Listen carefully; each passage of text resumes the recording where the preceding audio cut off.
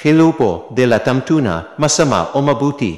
Para manbuelva po uli, mapapansin sa nagdaang maraming taon na dumarami ang mga prosesong pagkain sa mga pamilihan na pangunahing laman ay isdang tuna. Delata, mga produktong palaman sa tinapay, siomai, sisig, at iba pa.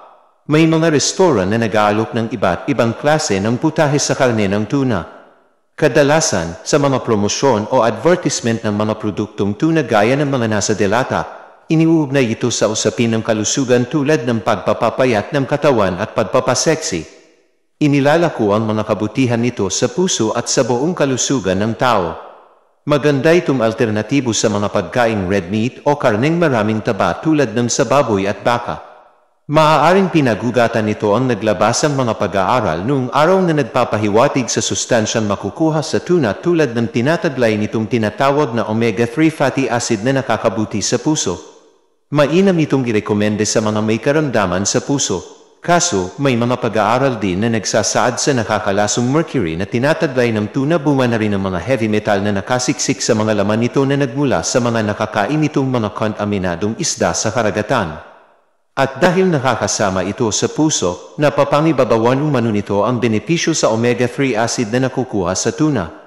Bukod dito, ang tuna ay nabibilang sa mga isdang salmon at sardines na mataas ang tinatawag na purines na nagpapataas naman sa uric acid sa katawan ng tao.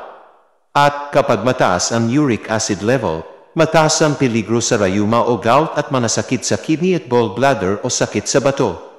Pero, dahil na rin marahil sa mga benepisyong nakukuha sa tuna, hindi naman ito tahasang ipinagbabawal ng mga dalubhasa sa kalusugan sa kabila ng mga negatibong pag-aaral laban dito. Ipinapayo na lang sa mga tao na hinay-hinay lamang sa pagkain ng tuna.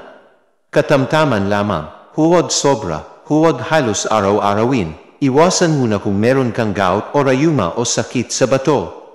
According to the study, limit canned tuna intake 2 to 3 cans a week. Ingat po palagi. God bless po.